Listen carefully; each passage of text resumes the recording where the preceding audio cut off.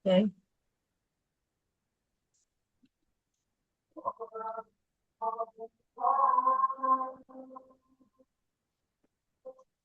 Kedengaran nggak? Ada azannya kedengaran nggak? Ah, nggak kedengeran. Oh, azannya kedengeran. Kedengaran, kedengaran.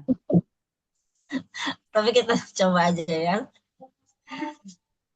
Yosua 16 ayat 1-5. Milik pusaka Efraim dan Manasye. Kemudian keluarlah undian bagi Bani Yusuf. Batas mereka mulai dari sungai Yordan dekat Yeriko, di sebelah timur mata-mata air Yeriko, melalui padang gurun yang naik dari Yeriko ke pegunungan ke Betel.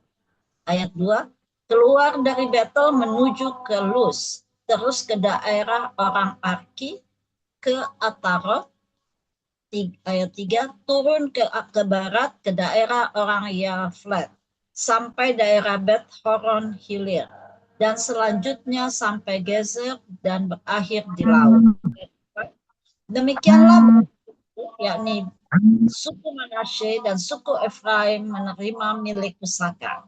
Ayat 5, daerah Bani Efraim menurut kaum-kaum mereka ialah demikian. Batas milik pusaka mereka ke timur ialah Atarot Adar sampai Bet Horon Hulu. Amin. Ayat 6, ke barat batas itu keluar di sebelah utara Mikmetat. Kemudian batas itu belok ke timur Anat Silo, dan dari sana sampai ke daerah timur Yanoa ke arah Danaharat, menyambung daerah Yeriko dan keluar ke sungai Dan. Dalam kitab batas itu terseret ke sungai Kana dan berakhir ke laut. Itulah milik Saka suku Efraim menurut kaum-kaum mereka. Sebenarnya bentuk kota-kota terkait di tengah pusat di Manasye. Segala itu dengan desa-desanya 10, tetapi orang tidak mereka. Jadi orang itu tetap tinggal di tengah-tengah suku Efraim sampai sekarang, tetapi jadi amin.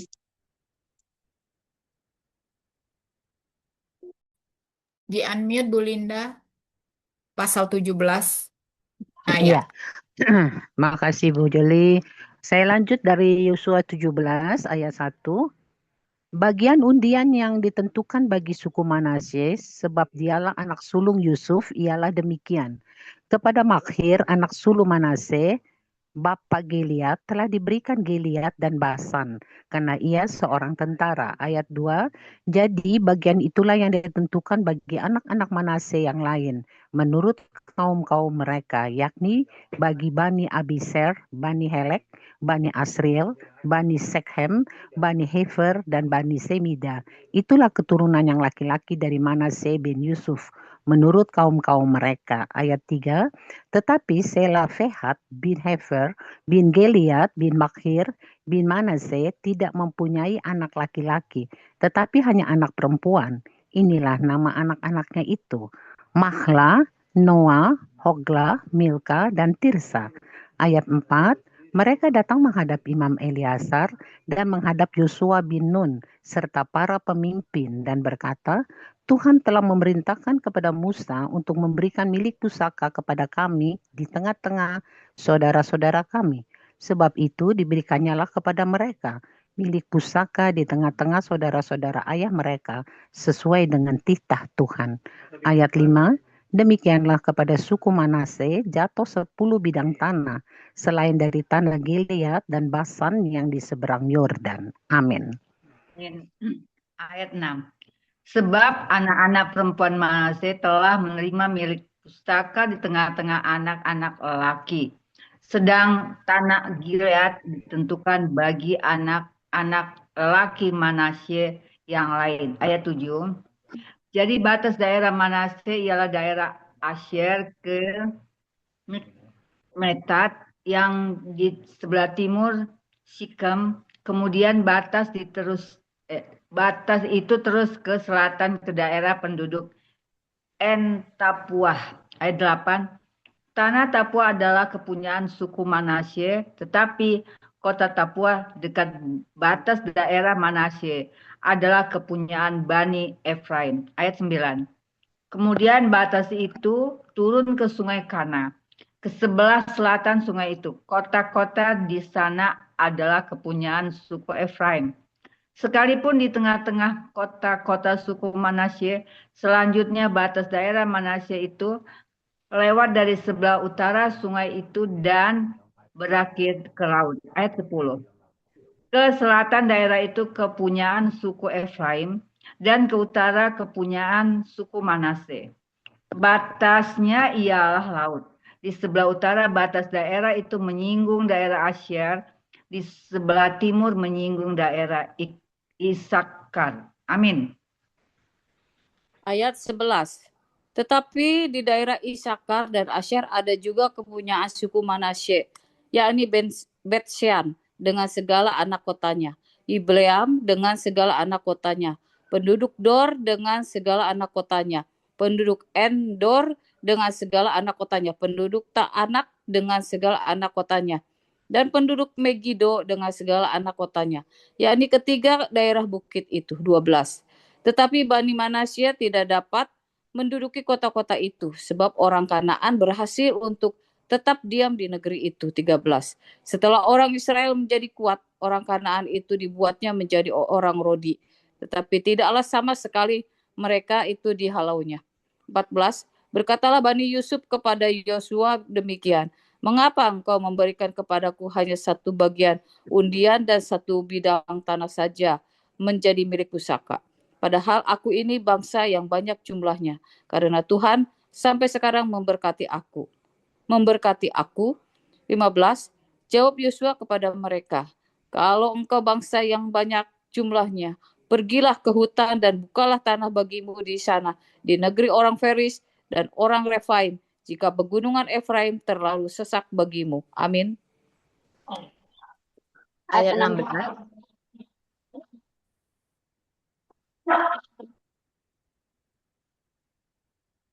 Halo, Ini saya dulu atau Bu Christine? Ya.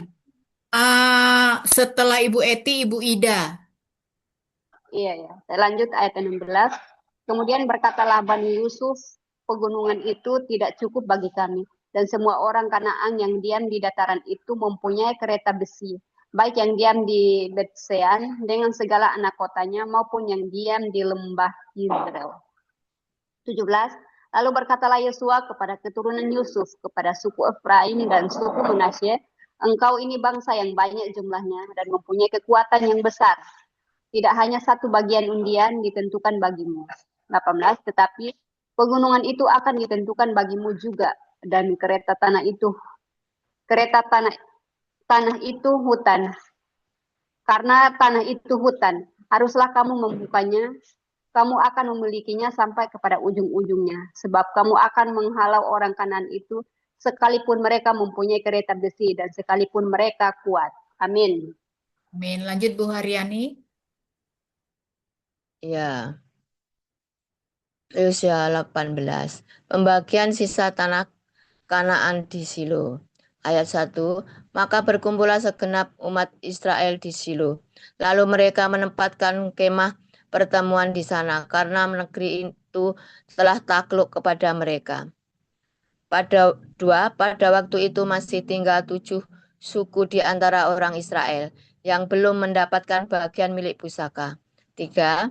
Sebab itu berkatalah Yosua kepada orang Israel, beberapa lama lagi kamu bermalas-malas sehingga tidak pergi menduduki negeri yang telah diberikan kepadamu oleh Tuhan, Allah nenek moyangmu. 4. Ajukanlah 3 orang dari tiap-tiap suku, maka aku akan menyuruh mereka supaya mereka bersiap untuk menjelajahi negeri itu, mencatat keadaannya sekadar milik pusaka masing-masing, kemudian kembali kepadaku. 5. Sesudah itu mereka akan membagikannya di antara mereka menjadi 7 bagian. Suku Yehuda akan tetap tinggal dalam daerahnya di sebelah selatan dan keturunan Yusuf akan tetap tinggal dalam daerahnya di sebelah utara. Amin. Ayat 6. Kamu catat keadaan negeri itu dalam 7 bagian dan kamu bawa kemari kepadaku. Lalu aku akan membuang undi di sini bagi kamu di hadapan Tuhan Allah kita. 7. Sebab orang Lewi tidak mendapat bagian di tengah-tengah kamu, karena jabatan sebagai imam Tuhan ialah milik pusaka mereka. Sedang suku Gad, suku Ruben, dan suku Manasye yang setengah itu telah menerima milik pusaka di sebelah timur Sungai Yordan, yang diberikan kepada mereka oleh Musa hamba Tuhan. Ayat 8. Kemudian bersiaplah orang-orang itu, lalu pergi, sedang Yosua memerintah kepada mereka pada waktu mereka berangkat, supaya mereka mencatat keadaan negeri itu. Katanya, pergilah, jelajahilah negeri itu, catatkanlah keadaannya, kemudian kembalilah kepadaku. Maka di sini, di Silo, aku akan membuang undi bagi kamu di hadapan Tuhan. 9. Orang-orang itu pergi dan berjalan melalui negeri itu. Mereka mencatat keadaannya dalam suatu daftar kota demi kota, dalam 7 bagian. Lalu kembali kepada Yosua ke tempat perkemahan di Silo. 10. Lalu Yosua membuang undi bagi mereka di Silo, di hadapan Tuhan. Dan di sanalah Yosua membagikan negeri itu kepada orang Israel, sesuai dengan pembagian mereka. Amin. Milik pusaka suku Benyamin. Ayat 11. Maka keluarlah undian suku Bani Benyamin menurut kaum-kaum mereka. Dan daerah yang diundikan kepada mereka terdapat antara daerah Bani Yehuda dan daerah Bani Yusuf. 12. Batas pada sisi utara bagi mereka mulai dari Sungai Yordan. Kemudian batas itu naik ke lereng gunung di sebelah utara Yeriko, naik ke barat ke pegunungan, dan menuju ke padang gurun Bet Awen. 13. Dari sana batas itu terus ke Luz, ke selatan, ke arah lereng gunung dekat Luz. Itulah Betel. Kemudian batas itu turun ke Atarot Adar, di pegunungan yang di sebelah selatan Bet Horon Hilir. 14. Kemudian batas itu melengkung, lalu membelok dari pegunungan yang di seberang Bet Horon, di sebelah selatan menuju ke sisi barat daya, dan berakhir di Kiryat Baal. Itulah Kiryat Yearim, suatu kota Bani Yehuda. Itulah sisi barat. 15. Sisi selatan mulai dari ujung Kiryat Yearim, kemudian batas itu menuju ke barat, dan menuju pula ke mata air Meneftoah. Amin. Yosua 18 ayat 15 sampai 20, demikian bunyi firman Tuhan. 16, Di Bu. sisi selatan 16. iya 16. Iya 16. Selanjutnya batas itu turun ke ujung pegunungan yang di tentangan lebak Bet Himon di sebelah utara lembah orang Efraim. Kemudian turun ke lebak Himon sepanjang lereng gunung Yebus ke selatan, kemudian turun ke El Rogel. Ayat 17. Kemudian melengkung ke utara menuju ke En Semes dan menuju pula ke Geliot di seberang pendakian Adumin, turun ke Batu Bohan bin Ruben. Ayat 18.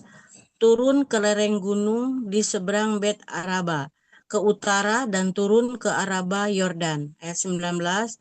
Kemudian batas itu terus ke lereng gunung dekat Bet Hogla ke utara, dan batas itu berakhir ke teluk utara Laut Asin, ke muara Sungai Yordan di sebelah selatan. Itulah batas selatan. Ayat 20. Sungai Yordan ialah batasnya. Pada sisi timur itulah milik pusaka Bani Benyamin dengan batas-batasnya ke segala penjuru menurut kaum-kaum mereka. Amin. Ayat 21. Kota-kota suku Bani Benyamin menurut kaum-kaum mereka ialah Yeriko, Bet Hogla, Emek Kezis, Bet Araba, Semaraim, Betel, Ha-Awim, Para, Ofra, Kefar, Ha-Ammonai, Ofni, dan Geba. 12 kota dengan desa-desanya. 25. Gibeon, Rama, Beerot. Amin. Terus, Bu, sampai 28.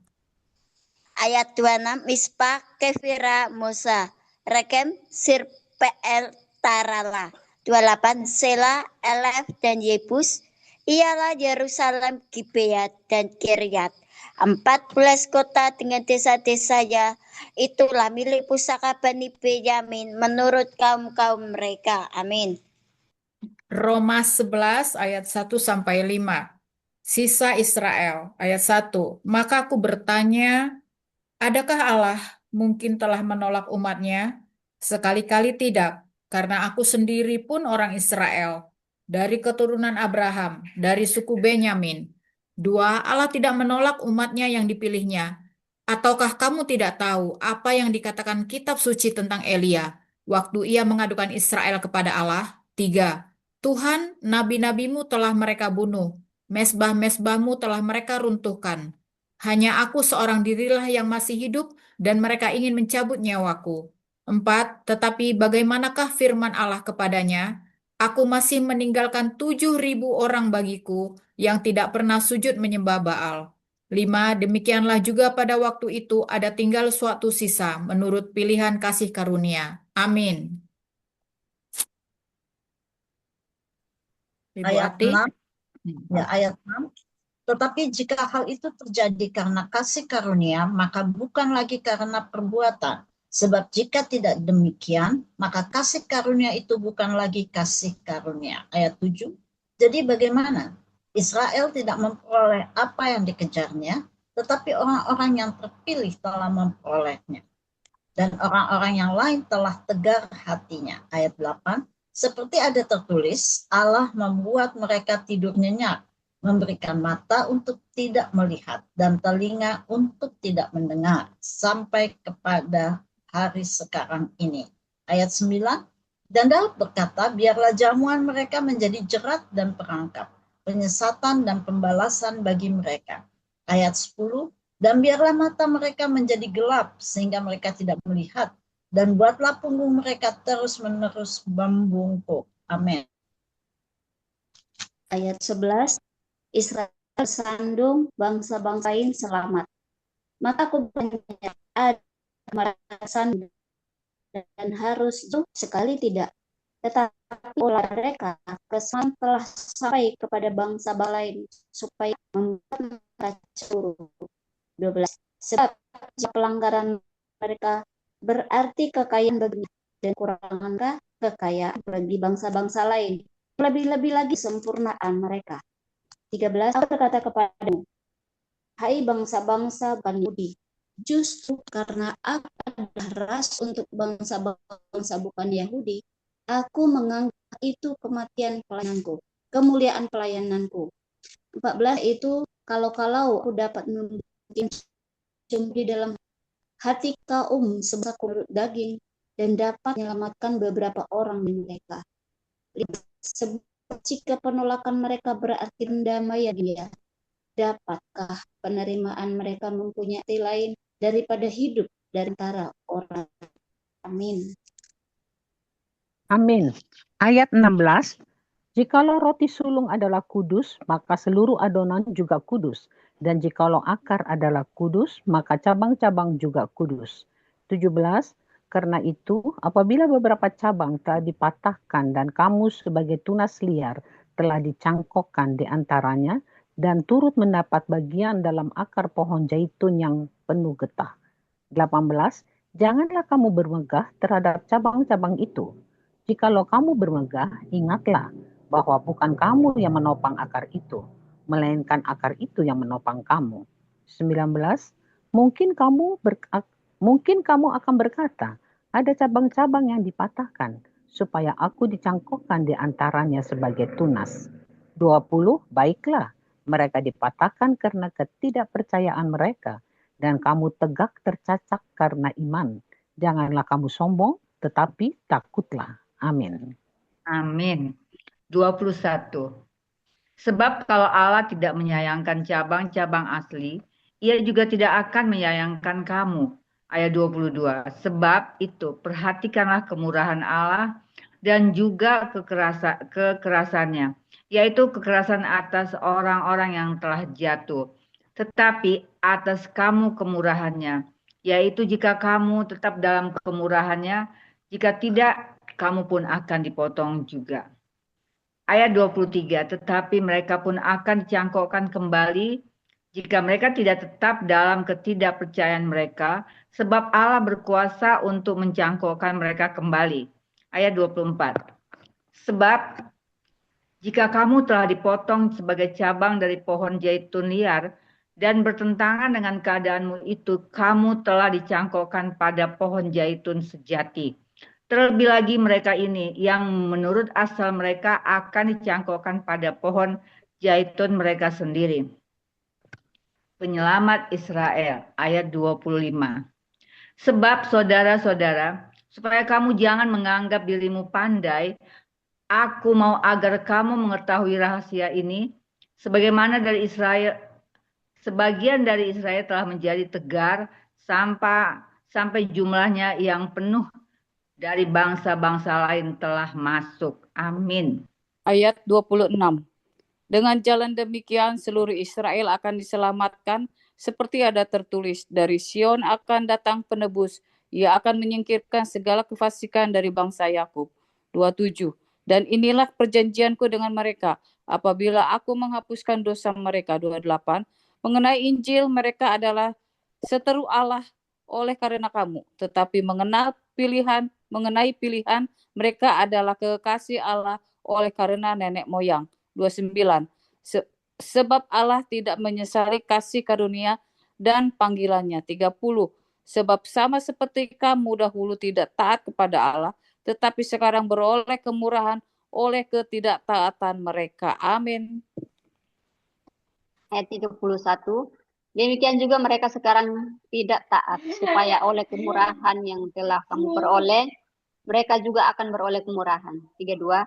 Sebab Allah telah mengurung semua orang dalam ketidaktaatan, supaya ia dapat menunjukkan kemurahannya atas mereka semua. 33. Oh alangkah dalamnya kekayaan, hikmat, dan pengetahuan Allah. Sungguh tak terselidiki keputusan-keputusannya, dan sungguh tak terselami jalan-jalannya. 34. Sebab siapakah yang mengetahui pikiran Tuhan, atau siapakah yang pernah menjadi penasihatnya?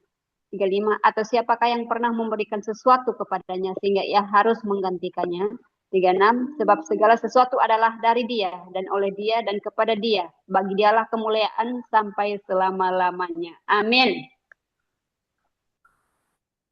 Roma 12, persembahan yang benar. Ayat 1, karena itu saudara-saudara demi kemurahan Allah, aku menasihatkan kamu supaya kamu mempersembahkan tubuhmu sebagai persembahan yang hidup, yang kudus, dan yang berkenan kepada Allah. Itu adalah ibadahmu yang sejati. 2, janganlah kamu menjadi serupa dengan dunia ini, tetapi berubahlah dan pembaharuan budimu, sehingga kamu dapat membedakan manakah kehendak Allah, apa yang baik, yang berkenan kepada Allah, dan yang sempurna. 3, berdasarkan kasih karunia yang dianugerahkan kepadaku, aku berkata kepada setiap orang di antara kamu, janganlah kamu memikirkan hal-hal yang lebih tinggi daripada yang patut kamu pikirkan, tetapi hendaklah kamu berpikir begitu rupa, sehingga kamu menguasai diri menurut ukuran iman yang dikaruniakan Allah kepada kamu masing-masing. 4, sebab sama seperti pada satu tubuh kita mempunyai banyak anggota, tetapi tidak semua anggota itu mempunyai tugas yang sama. 5, demikian juga kita, walaupun banyak, adalah satu tubuh di dalam Kristus, tetapi kita masing-masing adalah anggota yang seorang terhadap yang lain. Amin. Ayat 6. Demikianlah kita mempunyai karunia yang berlain-lainan menurut kasih karunia yang dianugerahkan kepada kita. Jika karunia itu adalah untuk bernubuat, baiklah kita melakukannya sesuai dengan iman kita. Jika karunia untuk melayani, baiklah kita melayani. Jika karunia untuk mengajar, baiklah kita mengajar. 8. Jika karunia untuk menasihati, baiklah kita menasihati. Siapa yang membagi-bagikan sesuatu, hendaklah ia melakukannya dengan hati yang ikhlas.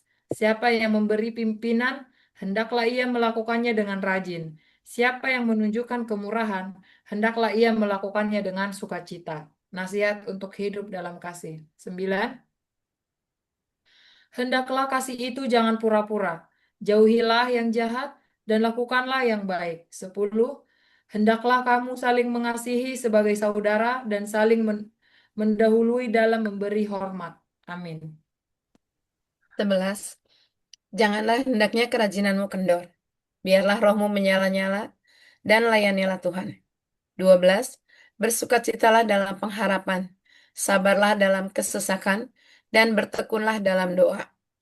13. Bantulah dalam kekurangan orang-orang kudus, dan usahakanlah dirimu untuk selalu memberikan tumpangan. 14. Berkatilah siapa yang menganiaya kamu. Berkatilah dan jangan mengutuk. 15. Bersukacitalah dengan orang yang bersukacita, dan menangislah dengan orang yang menangis. Amin. Ayat 16. Hendaklah kamu sehati sepikir dalam hidupmu bersama.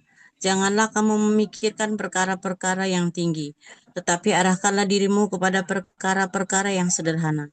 Janganlah menganggap dirimu pandai. Ayat 17. Janganlah membalas kejahatan dengan kejahatan. Lakukanlah apa yang baik bagi semua orang. Ayat 18.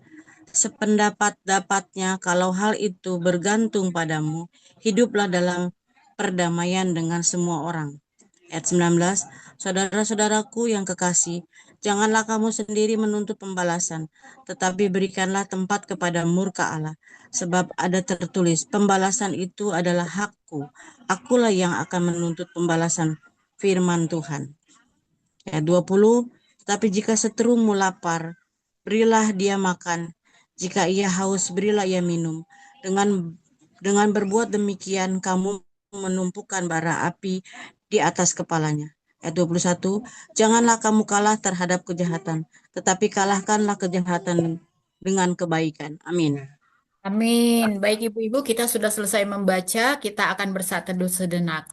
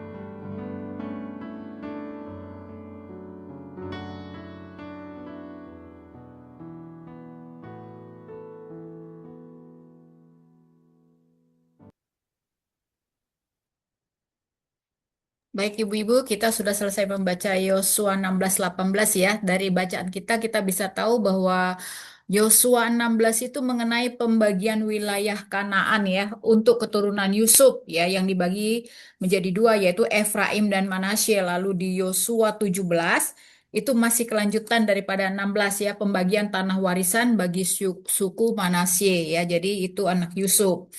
Nah, lalu di 18 ini juga masih pembagian tanah Kanaan ya kepada 7 suku Israel yang tersisa. Jadi 16 sampai 18 itu masih pembagian-pembagian tanah, pembagian warisan gitu ya. Nah, di sini kita lihat di 18 ini ada teguran Yosua kepada sikap pasif suku orang-orang Israel ya. Berapa lama lagi kamu malas-malas sehingga kamu tidak pergi menduduki negeri orang yang diberikan kepadamu oleh Tuhan Allah nenek moyangmu ya. Lalu kita lihat di Roma. Nah, ini Roma 11 dan 12 ini luar biasa ya mengenai persembahkanlah tubuhmu sebagai persembahan yang hidup dan berkenan ya.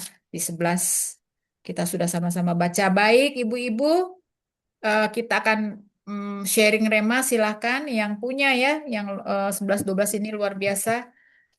Adakah rema yang hendak dibagikan ataupun mungkin kesaksian ya terkait dengan Roma 11 dan 12 terutama.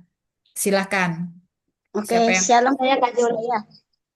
Bu Rahayu Oh, dulu, Bu Rahayu dulu. oke, Rahayu dulu baru Kak Ida ya. Silakan Bu Rahayu. Maaf ya Kak Ida. Ya, nggak apa-apa, saya Bu. Lanjut. Makasih. Ya, yang saya dapatkan di Roma 12 ayat 12 ke bawah ya. Bersukacitalah dalam pengharapan, sabarlah dalam kesesakan, dan bertekunlah dalam doa. Bantulah dalam kekurangan orang-orang kudus. Dan usahakanlah dirimu untuk selalu memberi tumpangan.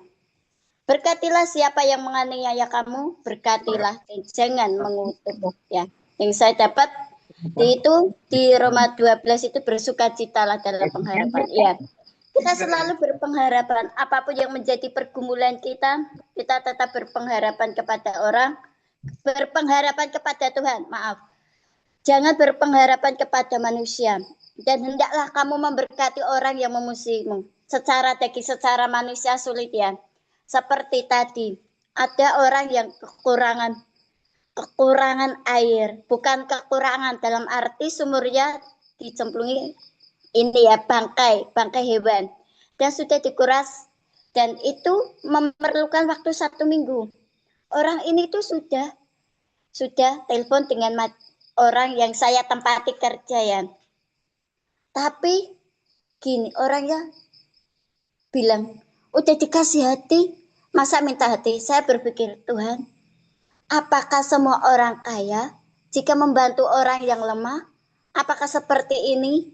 Maksudnya gini, kok maksudnya kok ada jedanya, ada waktu ya. Kan kita menolong orang seberapa kita mampu. Padahal orang ini tuh kelimpahan air. Alasannya nanti boros listrik. Saya mikir, Tuhan, saat ini saya belum punya apa-apa. Jika saya diberkati Tuhan, saya mau Tuhan untuk memberi sesuatu apa yang saya bisa lakukan. Saya bertekun berdoa meminta sesuatu tanah. Untungnya suami saya tidak mau ya, karena ditawarin tanah. Suami saya mikir, saya juga mikir, udah enggak usah, berpengharapan sama Tuhan saja. Karena ada orang yang bilang 1 menit bilang A dan nanti lagi bilang B, jadi tidak konsisten dengan omongannya. Saya pernah bilang itu langsung ke orangnya, saya tidak tahu orangnya itu tersinggung apa, tapi kita berpengharapan kepada Tuhan. Kalau kita dengar firman Tuhan, katakanlah ya, katakan ya, tidak, katakan tidak. Jadi kita jangan kompromi dengan kata-kata ya, dalam arti kuasa perkataan itu sangat luar biasa. Dan kita memberkati orang yang mengutuk kita dalam arti ya, saat ini saya belum tidak ada apa-apa ya. Saat ini saya belum punya harta atau apa. Saya sama suami, Pak, kayak gini ya, kita sudah mengikut orang ini lama, tetapi bukannya saya meminta penghargaan, bukan saya ingin meminta penghormatan, tetapi hargailah sedikit jerih payah kami. Hargai sedikitlah apa yang kami usahakan. Tapi biarlah itu Tuhan nanti yang melihat semuanya. Tuhan melihat hati kita. Tuhan melihat kemurnian dan ketulusan kita sampai di mana. Sampai saya minta rekayasamu Tuhan. Saya bisa keluar dari tempat ini. Jika Tuhan mengizinkan saya keluar dari tempat ini, tolong rekayasamu. Di mana sudah lama kita tidak berkontak, selama saya diusir dari tempat ya, sampai saya 1 tahun tidak tapi orang itu mencari kita. Tapi karena apa? Tenaga. Karena kita tidak punya uang. Karena kita bergabung di situ di suatu doa. Dia takut karena ada tim ya yang orang tidak punya tetapi memanfaatkan orang kaya. Masa kita dibandingkan, kita tuh orang-orang anak-anak Tuhan. Kita sudah kenal lama, masa tidak kenal karakter saya dengan suami? Masa kita dibandingkan dengan orang lain? Sampai orang yang dibicarakan uang, taburan, dan sampai orang membicarakan orang itu loh luar biasa, kerja tanpa digaji, tanpa upah. Ya, saya mau Bu, saya sampai bilang gitu. Saya mau kerja untuk melayani Tuhan. Seberapapun ibu yang beri untuk saya terima dengan ucapan syukur. Saya tidak menuntut uang, saya tidak menuntut gaji. Saya ingin kemurnian dan ketulusan saya teruji. Di mana sampai saya mempunyai kemurnian itu. Jadi saya belajar tadi firman Tuhan sangat nyata di ayat 12 sampai saya mau bertekun dalam doa walaupun doa saya belum terjawab. Saya yakin suatu saat Tuhan akan membawa kita naik. Saya sampai gini, dia belum memberi tumpangan kepada orang yang lemah. Dia belum memberi tumpangan kepada orang yang hina. Terutama untuk orang gila, untuk lansia yang kurang setengah. Masih memberi air itu aja sudah bersungut-sungut. Apalagi memberi tumpangan. Padahal dalam firman Tuhan, berilah orang yang kelaparan. Dalam firman tadi, jangan di firman tadi kita harus menolong yang lemah. Kita harus memberi tumpangan. Bagaimana kita bisa menjadi berkat? Kita bisa ngomong tetapi tidak praktek. Kita percaya. Saya juga belajar. Saya tidak mau banyak omong. Saya juga belajar. Saya mau praktek. Saat ini memang saya benar-benar ingin belajar apa yang Tuhan mau dalam hidup saya. Saya belajar apa yang kupunya walaupun uang 100 untuk orang yang perlu saya kasihkan. Walaupun saya juga kekurangan. Saya belajar dari Bapak Rohani suami saya. Dari kekurangannya. Dari dia punya beras 5 kilo. Dia dibagi 2 dengan orang yang tidak mampu. Saya juga belajar kayak gitu. Tetapi orang-orang yang berrohani, yang berkedok, pendeta yang berkedok, memberitakan firman tetapi kasihnya tidak ada apa-apanya. Apakah itu namanya penyebaran Injil, penyebaran kebenaran? Bukannya saya menghakimi, saya menemui orang itu. Ini proses di mana kita harus meresponi firman Tuhan, memfilter. Kita bersyukur di PPA ini kita bisa membaca firman Tuhan tiap hari. Kita mengisi telinga kita, pikiran kita, mendapatkan rema dari ibu-ibu semuanya. Kesaksian-kesaksiannya memberkati kita. Jadi apapun yang kita dengar, kita harus memfilter. Kita harus mempunyai jubah kerendahan hati. Jika kita diremehkan orang, Tuhan akan yang mengangkat kita. Karena dalam firman Tuhan, siapa yang direndahkan Tuhan akan meninggikan. Siapa yang meninggikan dirinya orang itu akan direndahkan. Saya percaya firman itu hidup. Firman itu tidak mati. Firman itu Tuhan sendiri yang berkata. Bukannya saya mencari penghormatan, penghargaan, tidak. Jika orang itu menghina hambanya yang diurapi, orang itu yang nanti ke belakangnya, saya tidak mau menghakimi. Orang itu akan berurusan dengan Tuhan sendiri. Saya percaya Tuhan tidak tutup mata, Tuhan tidak panjang untuk mendengar, Tuhan tidak panjang untuk menolong. Saya percaya Tuhan Yesus akan menolong saya dan juga keluarga dari proses ini, bukan penderitaan, proses di mana Tuhan kemarin sudah bangkit, saya juga bangkit dalam iman, pengharapan dan kasih. Jadi kita tidak mati di dalam kubur, kita bangkit, kita sudah menggulingkan batu yang menguburkan Tuhan Yesus. Tuhan Yesus sudah bangkit. Besok kita memperingati kenaikan Tuhan Yesus dan kita akan menerima pencurahan Roh Kudus. Kita percaya saat ini kitalah anak-anak Tuhan yang Tuhan utus. Inilah saatnya kita bangkit untuk memberitakan Injil kebenaran firman Tuhan. Inilah saatnya kita bangkit dari apa yang ada di sekitar kita. Kita jangan serupa dengan dunia ini. Kita serupa dan segambar dengan Tuhan Yesus Kristus. Apa yang Tuhan Yesus Kristus lakukan, kita bisa melakukan dengan kuasa dan otoritas yang Tuhan kita berikan kepada kita. Jadi ini firman yang saya dapatkan. Jadi ibu-ibu yang di sini saya juga belajar untuk jangan membalas kejahatan dengan kejahatan, tetapi kita membalas kejahatan dengan memberkati, berbuat baik, walaupun kita masih direndahkan. Biarlah itu urusan bersama Tuhan. Yang penting kita sudah melakukan apa yang Yesus lakukan, kita lakukan. Karena dalam salib, ampunilah mereka Tuhan, karena mereka tidak tahu apa yang telah mereka perbuat. Mengampuni mereka, walaupun dalam hati ini sakit, tapi belajar mengampuni. Itulah yang saya dapatkan. Terima kasih Bu Joli. Terima kasih Bu Rahayu atas sharingnya. Tapi ya itu ya memang ya. Mudah-mudahan aku nggak kenal orang yang Rahayu ceritakan. Tapi kok feelingku kayaknya tahu ya.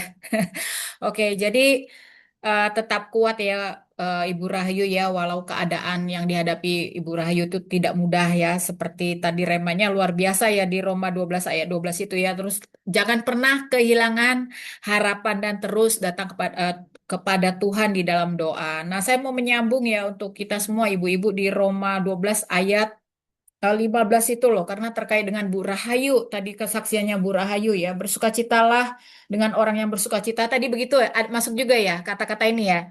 Lalu, dan menangislah dengan orang yang menangis, seperti itu ya. Nah, ini kita ibu-ibu, karena kita sudah baca di sini, bersukacitalah dengan orang yang bersukacita, artinya kita tidak punya perasaan iri pada saat orang lain diberkati dan kita merasa ikut senang gitu ya ketika orang lain ataupun teman-teman kita itu mencapai satu kesuksesan atau berhasil. Nah, tetapi ini satu hal lagi, menangis dengan menangis, apa namanya, dan menangislah dengan orang yang menangis. Nah, ini terkait tadi kisahnya Ibu Rahayu ya.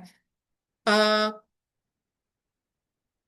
kita itu punya empati ya, janganlah menjadi orang yang cuek. Nah, ini agak bahaya karena memang kebanyakan akhirnya ada kata-kata begini, orang kaya tapi kok cuek ya.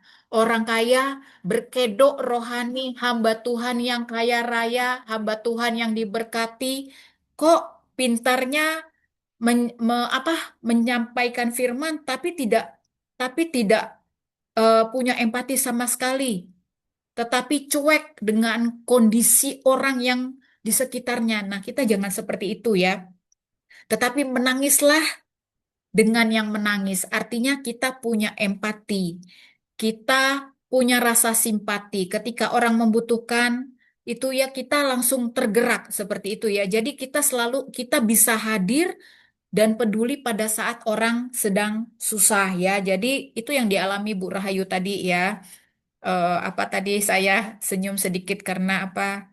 Hamba Tuhan berkedok rohani, tapi udah diberkati, tapi kok tidak ada rasa peduli sama sekali ya, tidak ada kasih. Nah, itu memang kadang-kadang, bukan kadang-kadang, tapi memang ada terjadi di dalam kehidupan kita. Tapi itu bukanlah kita ya yang ada di PBA ini ya. Ibu-ibu kita semua diberkati ya dengan cara Tuhan yang luar biasa. Kita diberkati dengan cara yang berbeda ya. Maka ketika kita melihat saudara kita, ya ini yang paling penting terutama langsung di hadapan kita loh ya. Kalau yang di luar-luar itu kita kan nggak tahu kalau tidak cerita. Tetapi yang paling terutama itu ketika kita melihat di depan kita memang dia butuh bantuan gitu ya. Apalagi tadi hanya persoalan air ya. Dia nggak minta uang ya, persoalan air ya. Kenapa kok persoalan air aja? Orang lain butuh dan itu di situ berkelimpahan air. Kenapa tidak ada hati yang ingin membantu seperti itu ya? Jadi kita bukan menjadi seperti orang itu ya. Kita orang yang sudah paham firman, kita orang yang memberitakan firman, maka karakter kita adalah karakter Kristus, buah yang kita hasilkan 9 buah roh yang ada di Galatia. Jadi jangan sampai kita membaca firman, lalu tidak hidup firman itu di dalam diri kita ya. Jadi marilah sama-sama kita punya empati ya ibu-ibu ya. Jangan seperti yang diceritakan oleh dikesaksikan Ibu Rahayu ya. Itu cerita yang tidak dibuat-buat. Kalau enggak mungkin Bu Rahayu cerita ya. Saya ketawa sendiri tadi dengarnya seperti itu ya. Orang kaya katanya. Ini hati-hati banyak orang kaya di sini. Coba kita hitung 19 orang kaya semua ini apakah seperti itu? Enggak ya ibu-ibu ya. Baik, terima kasih Bu Rahayu. Silakan nyambung tadi Bu Ida untuk remanya. Oke, baik Kak Joli, terima kasih. Saya dapat remanya di Yosua pasal 16. Yosua pasal 16 tentang pembagian suku Manasye dan Efraim. Nah, yang saya dapatnya itu di 16 ayat 10. Tetapi orang Kanaan yang diam di Gezer tidaklah dihalau mereka. Jadi orang Kanaan itu masih tetap tinggal di tengah-tengah suku Efraim sampai sekarang, tetapi menjadi budak Rodi. Nah, yang saya lihat di sini orang Kanaan itu tidak diusir, tidak dimusnahkan. Mereka tidak melakukan perintah Tuhan karena Tuhan memerintahkan untuk memusnahkan orang Kanaan ini. Jadi saya lihat di sini adalah kegagalan mereka untuk menghalau orang Kanaan di Gezer ini. Jadi yang saya lihat itu kegagalan, ketidaktaatan mereka karena mereka kompromi. Mereka kompromi karena mereka mau memperbudak orang Kanaan, memperbudak orang Kanaan di situ untuk jadi budak Rodi mereka. Jadi mereka merasa, oh ini ada kepentingan nih, ini bisa dimanfaatkan, jadi biarkan aja. Jadi mereka tidak melakukan apa yang Tuhan perintahkan. Mereka tetap menahan orang-orang Kanaan di situ untuk kepentingan mereka, untuk kepentingan pribadi mereka. Itu untuk apa?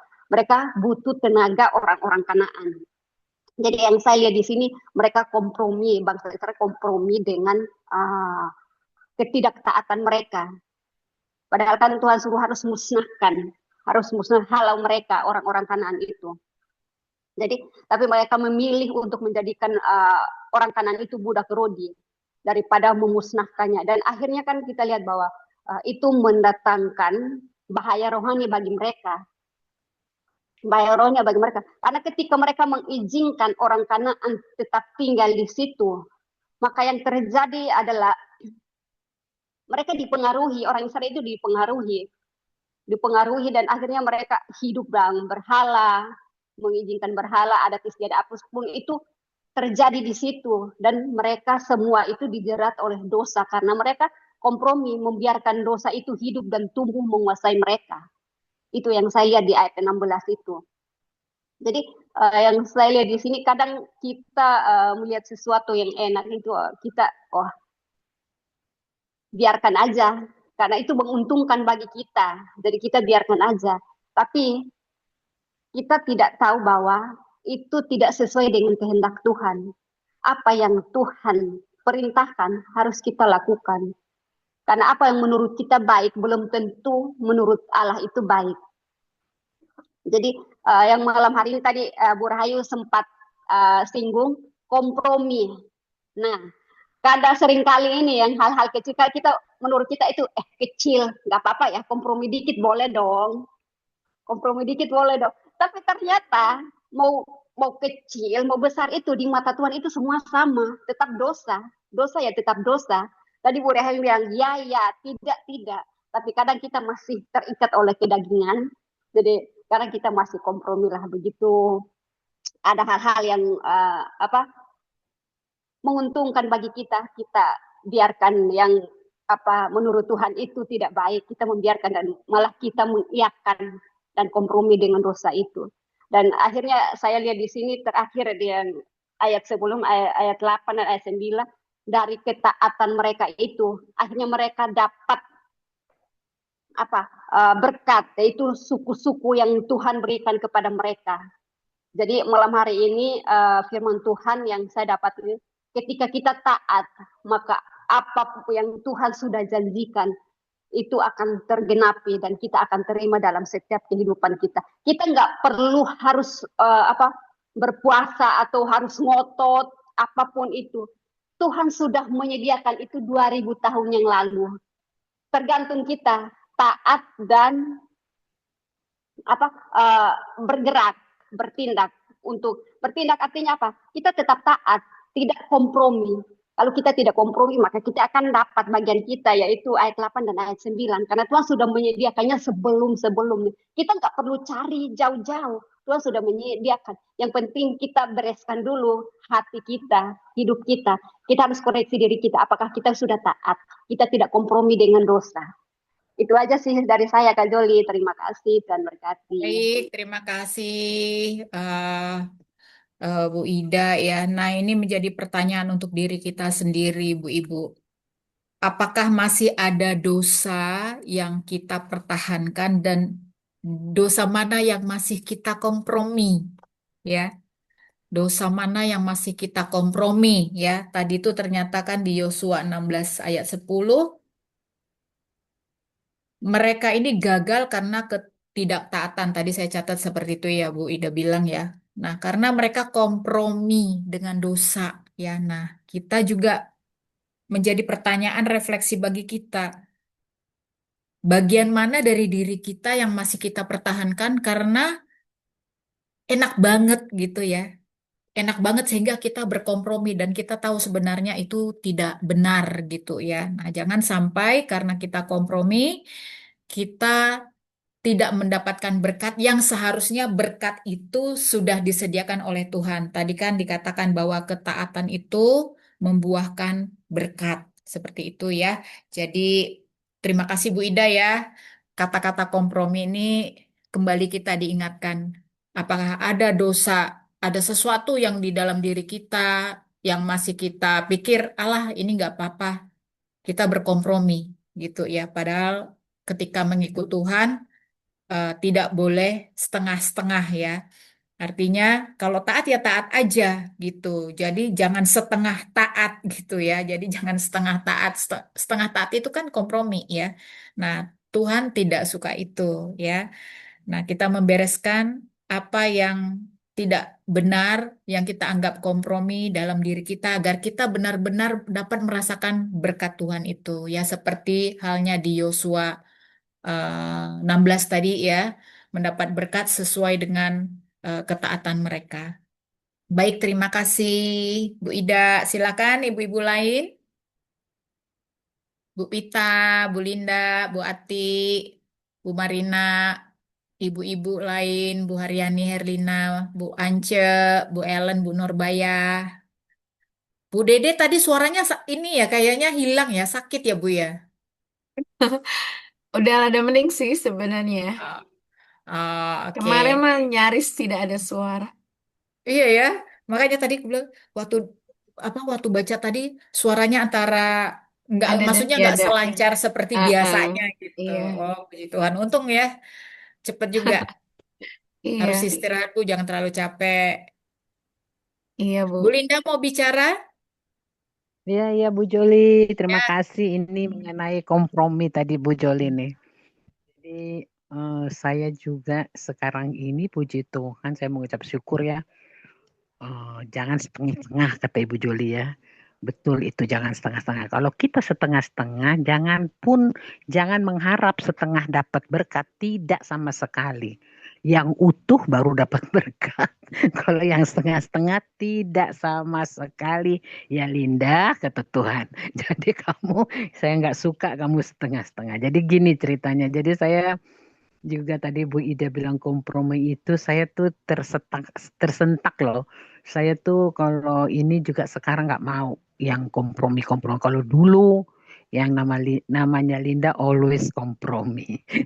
Jadi kayaknya lebih condong kompromi. Jadi gini ceritanya, baru 3 hari. Jadi kan aku kan ini kan teman-teman masih di kampung ya, masih di di kampungku namanya kota kecil itu nama kotanya si Abal-Abal. Jadi kotanya kota ya desa lah ya. Jadi gini, jadi saudaraku ini yang di sini, kalau aku keluar rumah aja ditanya kemana, ngapain, terus di sana di luar beli apa. Kalau kita di Jakarta, saya bilang sama boru saya, sama anak saya ditanyain begitu, bagaimana ya, Vi ya? Jadi kita ketawa-ketawa lah untuk ini ya supaya jangan iblis itu menyerang kita menyerang ya padahal sementara kita di sini kan sharing gitu lagi saya sama guru saya anak saya. Jadi ceritanya gini, kamu dari mana Eda? Karena dia manggil aku Eda ya. Apa itu Bu Joli kalau Eda bahasa Batak ya? Bahasa Indonesianya apa ya? Ipar ya, ipar ya. Gitu ya. Jadi aku bilang aku dari sini gitu, dari tempatnya ini gitu. Tahu nggak teman-teman, dia marah-marah sama aku. Aku pikir kenapa? Dia bukannya marah-marah bentak-bentak, bukan. Kamu jangan ke situ, katanya. Ngapain kamu ke situ? Gini-gini, gana-gana. Kan kamu kan tahu, saya kan, kita kan lagi nggak baikan, gitu. Aku dengan spontan ku bilang begini. Nggak baikan gimana? Gitu kan? Aku tuh, padahal udah diceritain sih, lagi mulai dia datang. Aku mau ini lagi, mau tanya lebih jelas sama dia. Iya tahu kan gara-gara ini gitu. Terus aku bilang, loh kok lucu ya? Aku bilang gitu. Ada yang tidak bagus sama dia. Kenapa jadi aku nggak boleh ke situ? Aku bilang begitu kan. Nggak boleh. Aku bilang nggak boleh begitu. Aku bilang begitu kan. Itu nggak baik. Aku bilang begitu kan. Saya kan juga ke sana itu saya baik sama dia. Dia juga kan baik sama saya. Aku bilang gitu kan. Yang akhir-akhirnya teman-teman masuklah Injilku kepada Edaku itu. Aku bilang, Eda, itu kalau begitu berdosa loh. Aku bilang begitu. Satu, Eda tuh berdosa banget tuh. Eda bermusuhan dengan dia. Kan ada di firman, harus ampuni. Aku bilang begitu kan. Dan juga satu harus ampuni. Dan kedua juga Eda tuh harus melepaskan pengampunan sama dia. Aku bilang. Nah terus aku bilang lagi, kedua, Eda tuh mengajari yang nggak baik sama aku. Aku bilang gitu, itu nggak boleh. Aku bilang gitu kan, itu sangat berdosa. Tuhan nggak suka loh. Kan Tuhan bilang, aku bilang gitu kan, harus senantiasa mempunyai kasih. Aku bilang gitu kan, terus juga harus mengampuni. Aku bilang, coba, ada loh firman, kalau kita nggak mengampuni, Tuhan nggak akan mengampuni loh, dah. Aku bilang gitu. Puji Tuhan teman-teman, dia mau mengerti, dia diam gitu kan. Terus aku dikasih ingat sama Roh Kudus, tidak usah terlalu panjang. Jadi aku ketawa sekali kalau ingat itulah tadi, maksudnya nggak usah terlalu dalam gitu ya, karena kan dia ini juga kan baru mengerti. Oh ya Roh Kudus, aku bilang udah. Aku padahal sementara ini mulut teman-teman pengen lagi lebih dalam. Bagaimana nanti kita itu, tapi itu aku nggak ini loh Ibu Joli, nggak aku bilang tuh nggak dapat berkat itu, nggak ya. Ini baru teringat nih karena Roh Kudus udah bilang duluan, udah di ini kan dicolek-colek nih hatiku, jangan terlalu dalam, nggak usah, itu udah cukup lah untuk dia gitu kan. Nah udah, tapi aku nurut lah ya, aku ya juga ya, nanti udah dibilang Roh Kudus gitu, kalau aku tidak taat, serangan iblis ya. Nah nanti wah anaknya udah nggak taat nih, gue serang aja dia lagi kan gitu kan. Jadi teman-teman, saya juga tadi sih ada hati bilang gini, kalau nanti Bu Joli mau tanya, aku hanya mau bilang, Bu Joli aku malam dengar-dengar ya, aku seneng gitu kok dengar kesaksian kita. Rupanya hatiku ini tergerak untuk yang kompromi. Jadi benar teman-teman ya, kita jangan berkompromi. Biar kita dibenci, biar aku dikatain, biar kita dikatain, biar kita nanti apa itu namanya, dinasehatin yang panjang kelebar kali tinggi, jangan mau. Kita harus menyatakan yang benar. Jadi kata Bu Joli, jangan setengah-setengah. Jadi berkat kita juga tidak setengah-setengah, dan bahkan tidak diberi loh. Tuhan Yesus nggak mau kasih setengah-setengah, tidak diberi, tapi kita diberi dengan seutuhnya oleh karena tidak kompromi. Terima kasih Bu Ida, terima kasih Bu Joli untuk mengingatkan kompromi ini. Iya, Terpuji. sama-sama Bu Linda. Terima kasih untuk kesaksiannya ya terkait kompromi ini Bu. Ternyata di tadi ya Bu Ida di Yosua 16 ayat 10 ya. Nah, bangsa Israel tidak menghalau orang Kanaan sepenuhnya. Nah, ini kan kata-kata orang bangsa Israel tidak menghalau orang Kanaan sepenuhnya itu, tidak sepenuhnya ya, itu tadi ya. Artinya mereka memilih jalan setengah taat. Lalu ternyata di Roma 12 ayat 2 itu ada juga ya ibu-ibu ya, yang mengingatkan mengenai kompromi. Yaitu saya bacakan, janganlah kamu menjadi serupa dengan dunia ini, tetapi berubahlah oleh pembaruan budimu. Nah, ini kata-kata janganlah kamu menjadi serupa dengan dunia ini ya. Itu artinya kita itu apa jangan mengikuti standar dunia. Jadi biasanya kompromi itu terjadi saat kita mengikuti standar dunia, bukannya standar Tuhan ya. Jadi sekali lagi di Roma 12 ayat 2 itu juga sudah ditegaskan mengenai kompromi agar kita tidak menjadi serupa dengan dunia ya, tidak mengikuti standar dunia tetapi mengikuti standar firman Tuhan. Ya, berat ya ibu-ibu ya, tapi memang begitu ya ketika kita sudah nah kembali lagi kata-kata taat. Taat itu buahnya berkat dah itu aja lah. Kita sudah sama-sama tahu itu ya semuanya ya. Baik, ada ibu-ibu lain lagi? Bu Ellen, mungkin Ibu Naceh. Bu Naceh nanti doa tutup ya. Bu Herlina, Bu Herlina gimana Herlina? Oh, ini kok Ibu, ini masih sis. Gimana hidup di Kalimantan?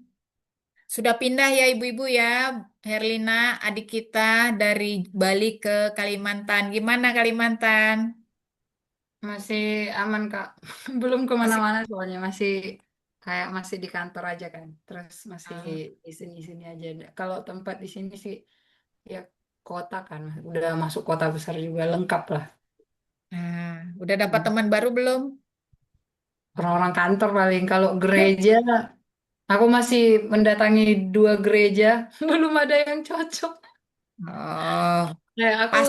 coba gereja di ini Mawar Saron kemarin. Nah, ternyata di Oh, sini tuh gereja Mawar Saronnya aku lihat sih aktif ya. Cuman eh, karena mungkin kemarin aku datang waktu momen Jumat Agung ya. Jadi apa yang berkhotbah itu Philip Mantofa tapi kayak online gitu loh. Aku kurang cocok gitu. Kayak, hmm. kenapa nggak pendetanya langsung yang di sini aja gitu. Cuman nggak tahu ya, kayak katanya sih harusnya kemarin waktu Pasca harusnya pendetanya. Terus kemarin aku coba gereja di GPIB dekat sini, gerejanya kayak apa? Gereja-gereja HKI gitu kan, Calvinis. Nah aku karena udah cocok sama gereja yang bentukan sidang jemaat gitu, yang worship and prayer, kayaknya mau nyari yang kayak gitu. Cuman mungkin minggu mau coba di GBI Rock. Oke. Nanti kalau sudah dapat yang baru, sudah cocok di satu tempat, kasih tahu ya bagaimana. Ya. Ada Ya, Rema nggak terima yang kasih. didapat dari bacaan Roma nih, terutama Roma 11-12? Aku tadi Atau tertarik? waktu baca Roma ya tadi sih kayak, gila ini ayatnya luar biasa gitu. Kayak, anjir di Alkitab disebutin ya kayak gini gitu. Mungkin aku pernah baca sepotong-sepotong ya, tapi ini kayak aku baca lengkap. Berat kali ya ternyata. Berat mengikut Kristus itu. Sangat berat. Cuman yang disampaikan semuanya itu kayak tentang bagaimana kita mendamaikan hati kita gitu loh. Kayak, ya iya sih ngapain gontok-gontokan. Terus kalau kita habis bantu orang itu kayak ada nggak sih kayak nurani kita itu kayak merasa senang aja gitu kita habis bantu orang kan. Walaupun mungkin apa tuntutan tuntutan keinginan kita terhadap dunia kayak misalnya kita punya target pengen menabung jatuhnya jadi hemat ujung-ujungnya berdampaknya ya pelit kemana-mana gitu kan terus kalau misalnya tentang yang apa tadi yang kayak Bu Rahayu apa orang berbuat kayak gitu sama kita ya sebenarnya sih kita secara apa ya secara mungkin kita emosi itu sebenarnya manusiawi kita kan gitu itu bawaan emosi kita, sifat manusianya kita. Tapi kalau kita pikir-pikir, ya sih ngapain aku harus berharap dia harus ngasih atau ngapain aku harus eh, berharap apa gitu kepada manusia. Kembali lagi yang benar, ngapain kita berharap sama manusia itu gitu.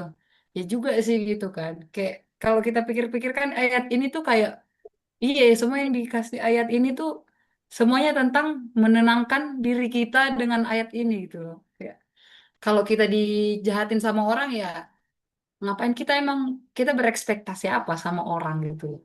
Kan walaupun kita udah baik mungkin ya sama orang, misalnya kita udah berbuat baik sama orang, tapi kembali lagi kan emang kita kalau berbuat baik pada dasarnya kan dibilang harus lakukan dengan ikhlas. Ngapain kita berekspektasi harus dapat balasannya kembali gitu kan.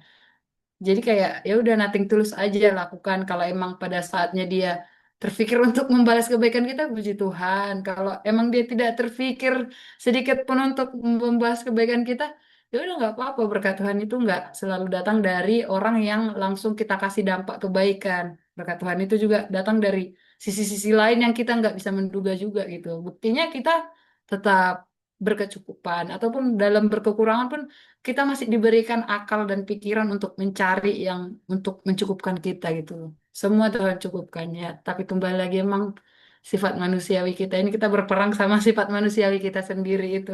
Tapi ayat ini bagus sekali. Diingatkan untuk apa ya? Diingatkan untuk melawan sifat manusiawi kita sendiri gitu. Mungkin itu, Kak. Thank you, Sis Erlina ya. Jadi ingat itu, persembahkanlah tubuhmu sebagai persembahan yang hidup. Mana tadi? Roma 12 ya. Jadi kita, apa namanya, Roma 12, mana tadi? Roma 12, persembahkanlah. Oh ini, supaya kamu mempersembahkan, Roma 12 ayat 1, supaya kamu mempersembahkan tubuhmu sebagai persembahan yang hidup, yang kudus, dan yang berkenan kepada Allah. Itu adalah ibadahmu yang sejati ya. Jadi apa namanya hidup kita sehari-hari ini ya pikiran sikap tindakan itu pada akhirnya menjadi ibadah ya jadi melakukan segala sesuatu itu tidak hitung-hitungan kayak tadi ya nothing tulus ya kalau kita mau membantu ya janganlah berpikir suatu hari nanti orang itu akan membalas karena cara Tuhan membalas itu bukan melalui orang itu tetapi ada saja cara Tuhan itu mengembalikan kebaikan yang kita berikan kepada orang lain itu dengan cara yang kita nggak tahu gitu ya. Kalau kita pikir-pikir dengan baik, refleksikan kembali kisah hidup kita, saya percaya pasti banyak sekali hal-hal yang luar biasa hasil dari kebaikan kita yang Tuhan beri melalui yang kita nggak tahu, yang tidak kita sangka-sangka ya itu banyak terjadi kalau saya refleksikan begitu saya melakukan kebaikan tidak berharap apa-apa udah lupakan tapi Tuhan kasih suatu berkat yang lain melalui pintu yang lain gitu loh ya nah itu tadi ya jadi kita beribadah dengan mempersembahkan diri kita gitu ya hidup kita sehari-hari ini pikiran kita sikap kita tindakan kita jadi kita berusaha untuk tidak mengikuti pola dunia itu kan modelnya begini kita membantu ya kita berharap orang itu harus balas jasa di kemudian hari terus nanti adalah kata-kata kalau sudah kita baikan walah dasar apa itu nggak tahu ada kan peribahasa tuh Kacang yang lupa kulit, kacang lupa kacang kulit. kulit. Itu dia kacang lupa kulitnya. Itu kan bahasa dunia ya. Karena berharap kebaikan yang kita berikan kepada si A suatu hari maunya kita dibales. Jadi kalau suatu hari kita butuh bantuan ketika dia sukses, terus tiba-tiba dia lupa, kan keluarlah kata-kata peribahasa itu ini kacang lupa kulitnya. Nah, kita coba untuk belajar tidak mengikuti pola seperti itu ya, karena itulah salah satu contoh yang paling gampang karena itu masih melekat di diri kita yang mengenai kacang lupa kulitnya. Seperti itu ya, masih salah satulah itu contoh pola dunia ya. Kita belajar untuk orang yang ikhlas. Karena ketika sudah mencapai titik keikhlasan itu ada satu damai sukacita di sini nih. Sukacita di dalam hati ya. Ada surga gitu ya. Kadang-kadang orang tanya, apa sih surga itu sebenarnya jadilah kehendakmu di atas bumi seperti dalam surga.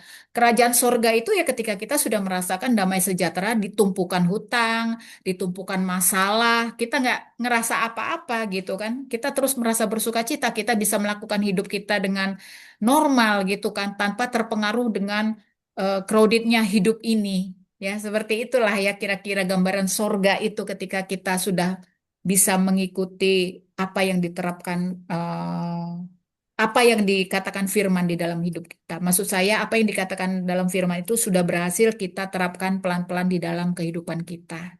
Silakan ibu-ibu yang lain. Mungkin ada yang lain kah? Sebelum Ibu Dede, oh Bu Ati silakan.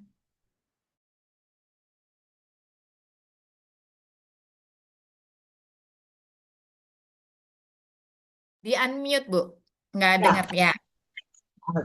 di sini kan ada pembaharuan budi. Sebetulnya segala sesuatu itu em, sifatnya netral ya, tergantung dari respon kita, reaksi kita bagaimana. Itu Em, kalau kita berespon benar, segala sesuatu itu kita lihat bahwa apa yang apa yang kita hadapi adalah suatu kesempatan untuk kita belajar, untuk kita merefleksi diri kita, ataukah ada sesuatu terjadi itu menjadi kita melihatnya masalah gitu loh di sini, karena firman Tuhan dikatakan kalau kita mau selaras dengan firman Tuhan di Filipi 4 dikatakan bahwa apa yang kita pikirkan adalah semua yang benar, yang mulia, yang adil, yang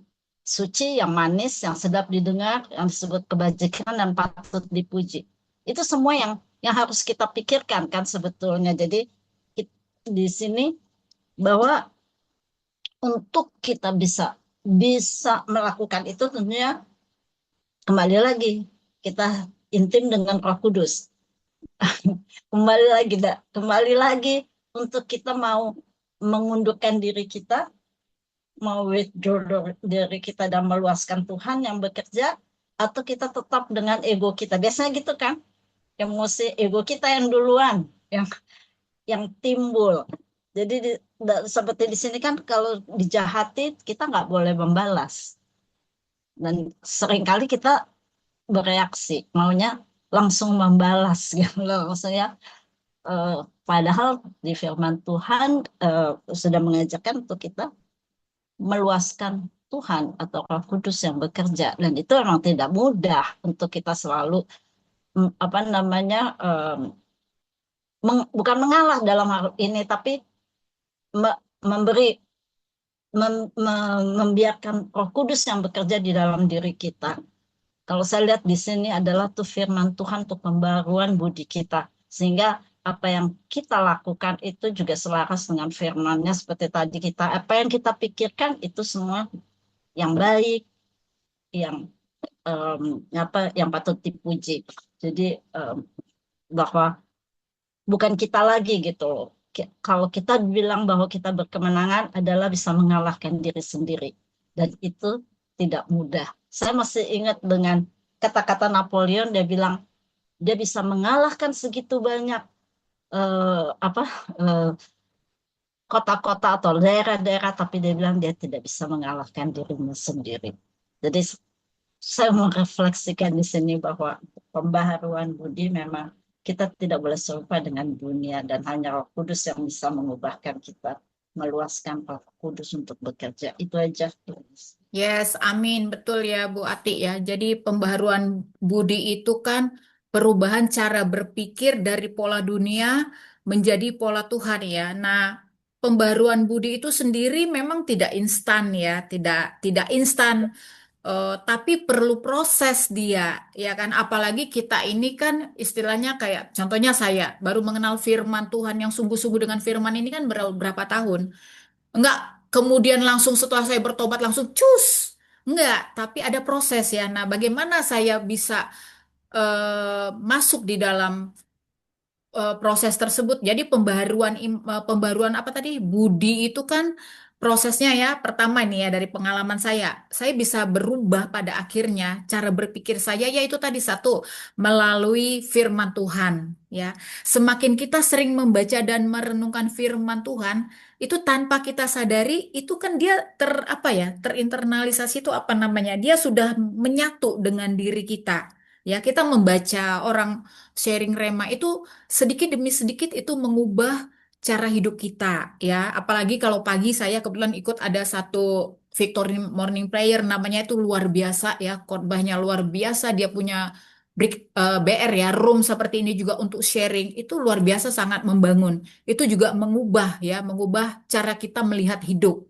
Lalu yang kedua juga tentunya melalui doa ya. Semakin kita dekat dengan Tuhan, kita juga semakin selaras pikiran kita dengannya. Ya, lalu yang berikutnya pastinya ada tumbuh kesadaran-kesadaran, lalu pertobatan-pertobatan. Kita semakin menyadari eh, pola lama ya, pola lama yang salah dari hidup kita dan kita tahu, ini mau aku ubah. Itu tadi yang kompromi tadi kita tahu, aduh ini ada dosa nih, aku harus sudah mulai mengubahnya. Ternyata ini membuat berkatku tidak sepenuhnya Tuhan kasih karena ternyata aku tidak taat. Nah, gitu ya, ada kesadaran yang muncul. Lalu berikutnya untuk budi kita ini untuk pembaharuan mana tadi? Pembaharuan budi itu juga bukan hanya itu aja, kita juga mulai praktek. Jadi firman itu dihidupi, ya firman itu dihidupi.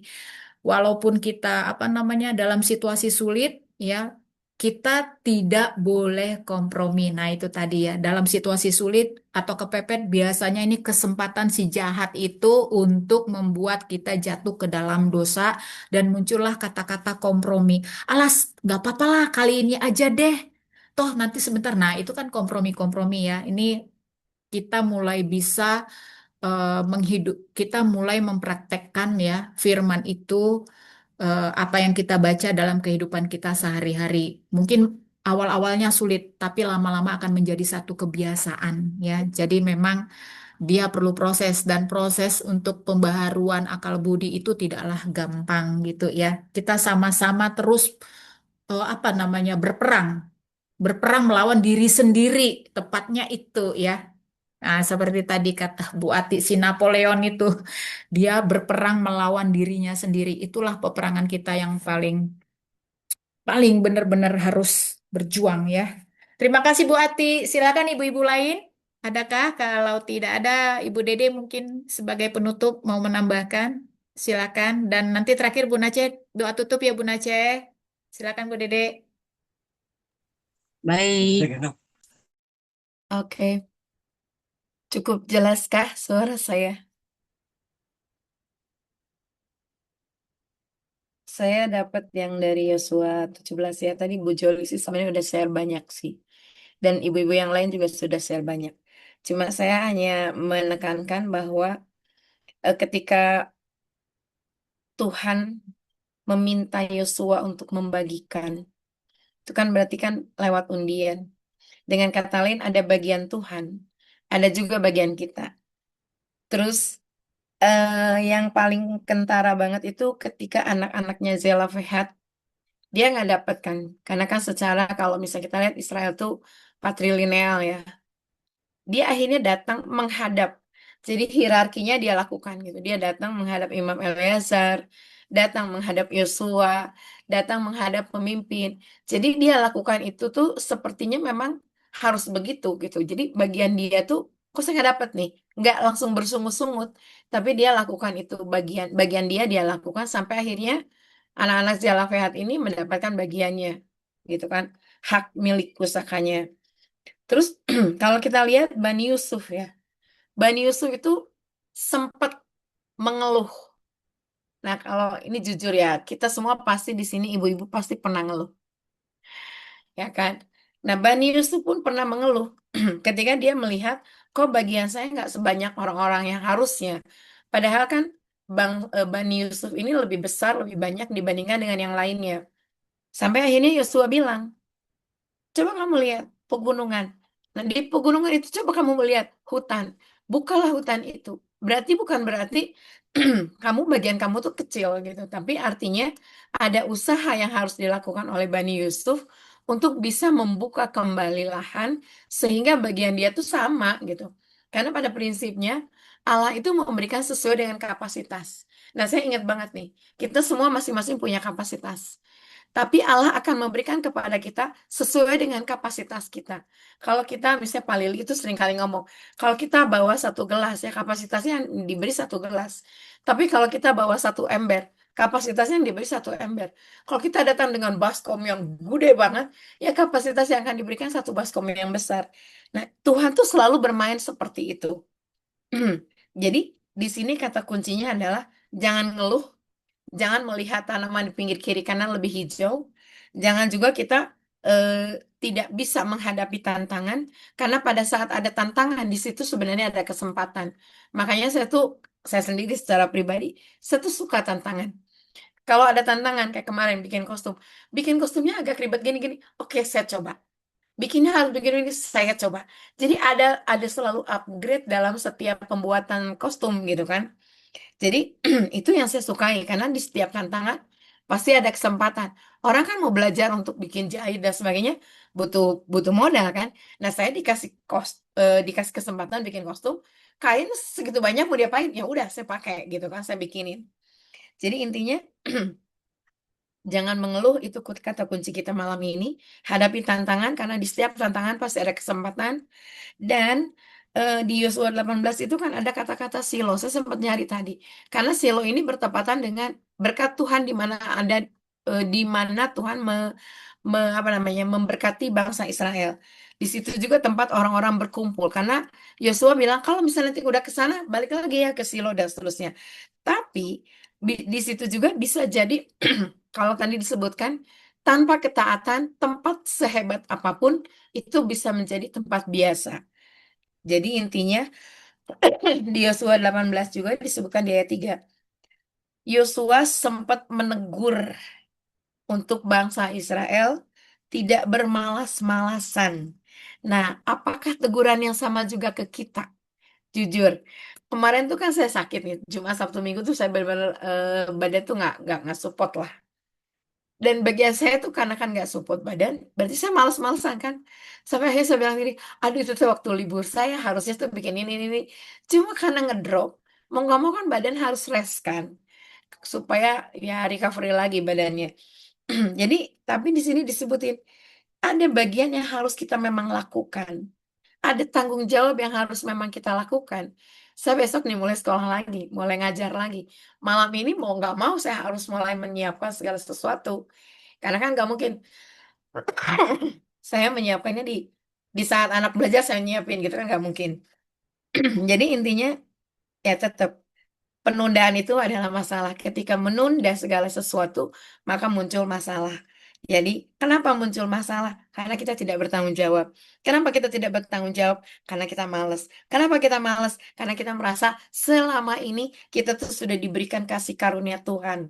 Seperti yang di Roma 11 ya.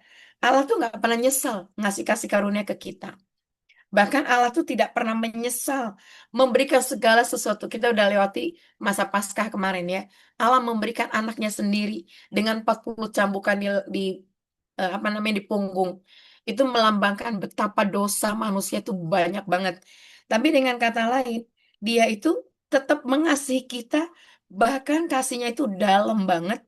Mungkin manusia dengan manusia kasihnya bisa diukur. Tapi kasih Tuhan ke kita tuh dalam banget. Bahkan dia bukan hanya memberikan kasihnya, hikmatnya, penyertaannya, bahkan segala sesuatu. Di ayat 36 disebutkan, segala sesuatu itu dari dia. Yang kita dapat sekarang ini, kelimpahan, yang nama besar dan sebagainya, itu semua dari dia. Terus yang bagian kita harus lakukan adalah ya kita berikan lagi kepada dia segala kemuliaan. Jadi jangan pernah kita mengarahkan pikiran kita kepada perkara-perkara yang melebihi kapasitas kita. Tapi pikirkanlah pikiran kita kepada perkara-perkara yang sederhana. Kalau tadi Bu siapa namanya? Kak Herlina. Tadi saya mau nanya, Kak Herlina itu sebenarnya luar biasa sih. Saya pengen ya kerja dari Bali terus ke Kalimantan, terus kemana, cuman kesempatan itu nggak ada buat saya. Jadi intinya ketika Tuhan memberikan kepada kita sejauh mata memandang lah kasarnya ya kalau saya bilang. Karena kan Abraham itu hanya suruh lihat, arahkan matamu di mana titik matamu berakhir, disitulah tempat bagian kamu gitu kan. Jadi Tuhan hanya memberikan kepada kita gak hal yang sulit, bukan hal yang susah, tapi hal-hal yang sederhana.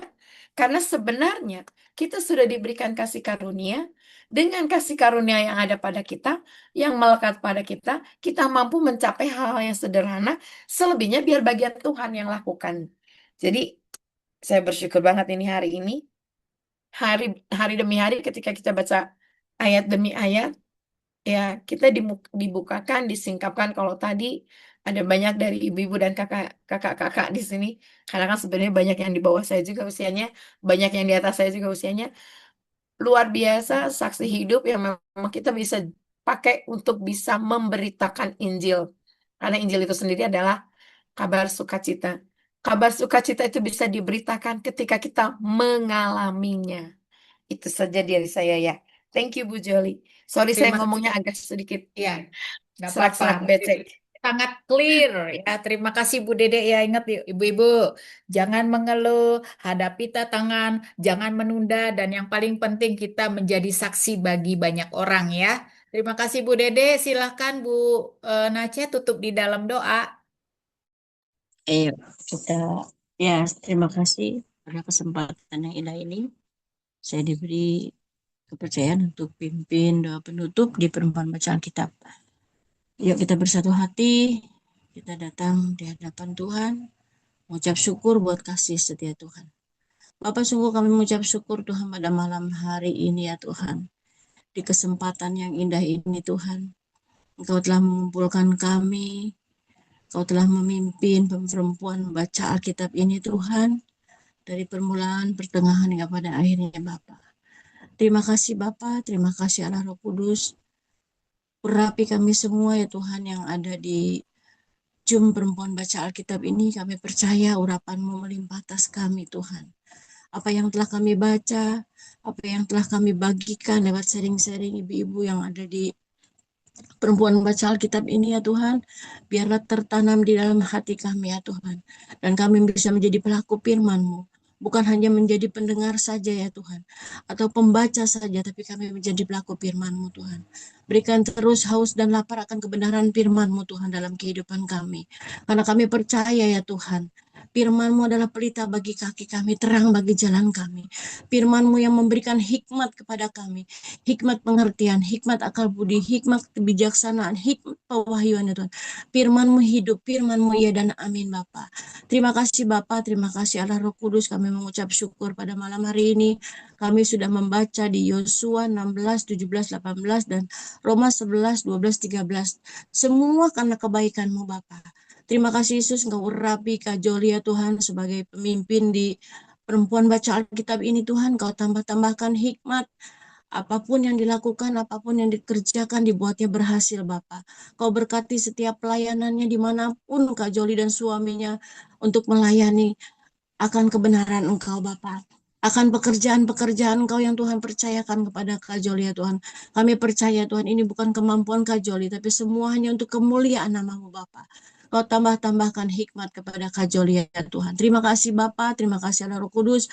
Engkau berkati dalam rumah tangganya, Engkau berkati di dalam pelayanannya, bahkan Engkau berkati juga di dalam pekerjaannya, bahkan keluarganya Bapa. Terima kasih Yesus. Berkati semua yang hadir ya Tuhan, yang ada di perempuan baca Alkitab ini ya Tuhan. Jangan Kau lewatkan, semua Kau berkati Bapa. Kami percaya Tuhan, Engkau melihat dan Engkau mengetahui setiap kerinduan hati kami masing-masing ya Tuhan. Untuk kami rindu ya Tuhan membaca kebenaran firman-Mu. Untuk kami haus membaca kebenaran firman-Mu Bapa. Terima kasih Bapa, terima kasih Allah Roh Kudus. Kami tidak bisa menyebutkan nama satu-satu persatu ya Tuhan di perempuan baca Alkitab ini ya Tuhan. Tapi kami percaya Tuhan, kasih karunia-Mu menyertai semua yang ada di perempuan baca Alkitab ini Bapak. Terima kasih Yesus, terima kasih Allah Roh Kudus. Sebentar kami akan berpisah Tuhan, satu dengan yang lain Bapak. Dan pertemukan kami besok siang ya Tuhan, untuk di PBA ini ya Tuhan, kami percaya Tuhan, berikan kami roh haus dan lapar akan kebenaran firman-Mu Bapa. Sebentar kami juga akan tidur ya Tuhan, akan beristirahat Tuhan. Kami percaya besok pagi semua yang hadir di perempuan baca Alkitab ini ya Tuhan, bangun dengan tubuh yang sehat ya Tuhan, dan menerima udara yang segar di pagi hari ya Tuhan, bahkan kesehatan yang daripada Engkau Bapa. Terima kasih Bapa, terima kasih Allah Roh Kudus, kami mengucap syukur pada malam hari ini Tuhan, buat segala kebaikan dan kemurahan-Mu Bapa. Terima kasih Yesus, kami mengucap syukur dan berdoa. Hanya di dalam nama Tuhan Yesus Kristus kami sudah berdoa dan mengucap syukur. Haleluya. Amin. Amin.